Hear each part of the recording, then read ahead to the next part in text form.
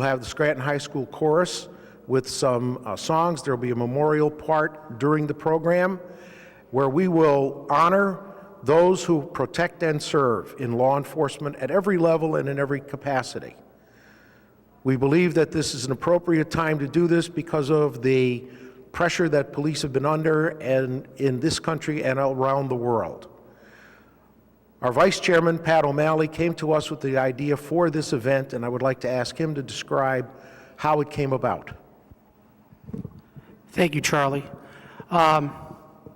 Watching the news, seeing what's going on around our country, was thinking about bringing it to 9/11 that we should have some sort of event. At that time, a good friend of mine, Bill Buffton, came to me and said, would you be interested in trying to set up an event for law enforcement? I said, well, we're thinking about it at this point. And here we are today for the first committee picture before the February 8th event. You know, this is about C.O. Williams, who died 2 years ago as a corrections officer, ambushed on his job. This is about Corporal Dixon, who was going to the aid of another trooper when he was shot and killed. This is about New York Police Department's patrolmen, Liao and Ramos, who were just sitting in their car when they were approached and not assassinated, ambushed, just executed on the spot. This is about respecting and remember those who give every single day of the week, and that is law enforcement on all levels. At this time, I'd like to have my good friend Bill Buffton come over for a few remarks. Thank you. My name is Bill Buffton. I'm a psychologist. I worked forensics in 2 county prisons and a state prison, all together for about 20 years. What occurred to me when I was growing up, raised by the greatest generation, my mother always made sure that I knew who the heroes were. When I was 5 years old, I knew who Audie Murphy was. I knew who Gino Murley was. And it occurred to me that Audie Murphy and Gino Murley are in every black and white that's on patrol. They're walking the cell blocks.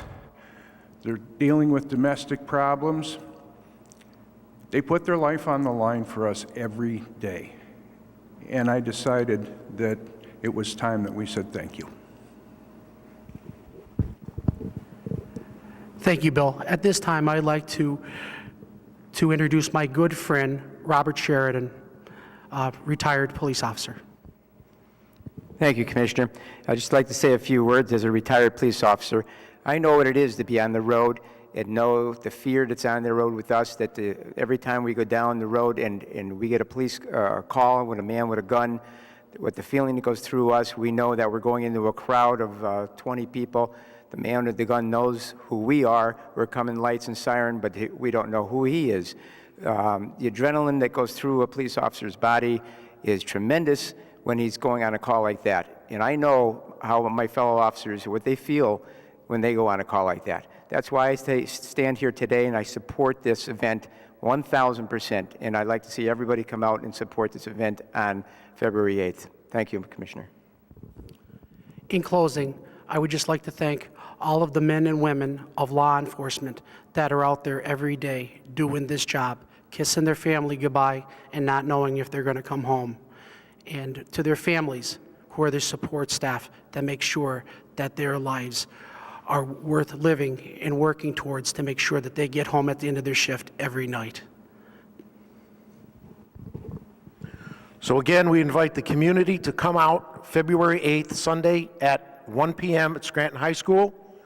Show your support for law enforcement, for the thin blue line that's the first line of defense for law and order.